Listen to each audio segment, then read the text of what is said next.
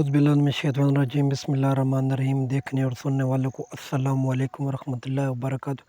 उम्मीद करता हूँ आप खैरियत से होंगे। अल्लाह का करम है, मैं भी फिट फाट हूँ। जैसा कि आप जानते हैं कि आजकल मौसम काफ़ी सारा चेंज हो चुका है और सर्दी दिन ब दिन इजाफ़ा हो रहा है और ना कोई बारिश हुई है।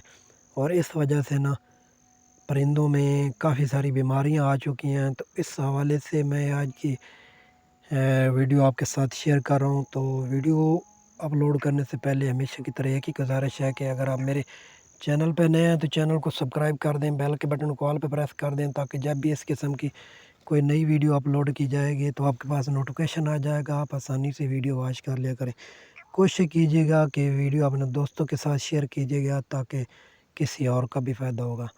जैसा कि आप जानते हैं कि बारिश ना होने की वजह से परिंदों में काफ़ी सारी बीमारियां आ रही हैं। तो इसके लिए हमें कौन सी एहतियात करनी चाहिए, अपने काले तितर की कैसे केयर करनी चाहिए। ये देखिए मेरे पास काला तितर है, तो मैं इसकी जो केयर करने का तरीका है वो आपके साथ शेयर करूँगा और बताऊँगा कि तितर को पिंजरा कैसे साफ़ करना है। और सबसे पहले अपने पिंजरे में तितर निकाल के किसी और साइड पे रख देना, दूसरे पिंजरे में डाल देना और पिंजरे को खुला कर लेना। और आपने नलके या मोटर या शावर की मदद से पिंजरे को अच्छी तरह पानी से तर करना है। जैसे ही आप तर करेंगे ना, ये कम से कम आप 15-20 दिन लाजमी क्या करें, इससे पिंजरे से साफ़ होगा तो तितर को बीमारियों नहीं अटैक करेंगी। इसकी प्यालियाँ जो हैं, कौलियाँ वगैरह, उनको अच्छी तरह पानी से तर करें और नीचे से ब्रश या कपड़े की मदद से साफ़ करें। और इसकी जो कपड़े वगैरह हैं वो इस तरीके से आप सर्फ़ में और पानी में भिगो के रख दें, ठीक है।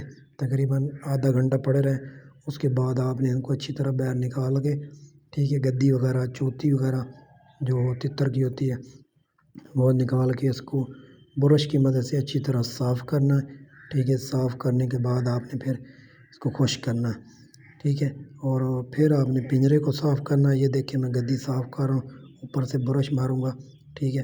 ब्रश की मदद से आपने साफ़ करने के बाद बाकी जो कपड़े वगैरह उनको भी साफ़ कर लेना, धो लेने अच्छी तरह।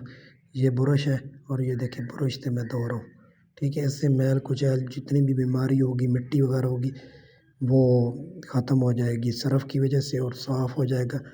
तितर को हर हमेशा पिंजरा अपने साफ़ रखना है। तितर का पिंजरा साफ़ रखेंगे, गद्दी साफ़ रखेंगे तो तितर बीमारियों से महफूज रहेगा, किसी किस्म की कोई बीमारी अटैक नहीं करेगी। उसके बाद फिर आपने पिंजरे को अच्छी तरह ब्रश की मदद से साफ़ करना है और इसकी प्यालियाँ जो हैं वो भी आपने पानी डाल के रखना है। जैसे पिंजरा आपने धो लेना है अच्छी तरह, उसके बाद आपने इन कपड़ों को धो लेना, ठीक है।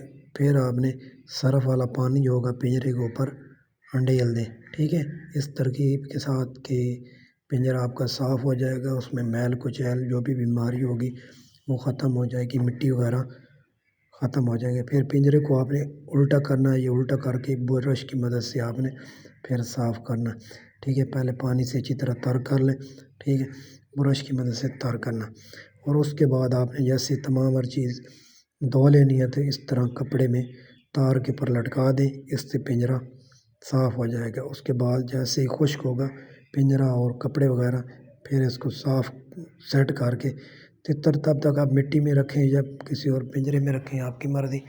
लेकिन जैसे ही खुश्क हो जाएगी पिंजरा, उसके बाद आपने तितर को इस पिंजरे में छोड़ देना, ठीक है। और खुराक वगैरह जो देनी है वो तितर को दें और कवर करके रखते हैं। ये देखिए माशाल्लाह तितर कितना प्यारा लग रहा है, क्योंकि पिंजरा भी मैंने साफ़ कर दिया और गद्दी वगैरह, प्याली वगैरह हर चीज़ साफ़ कर दिया, ऊपर से कवर करके रख दिया।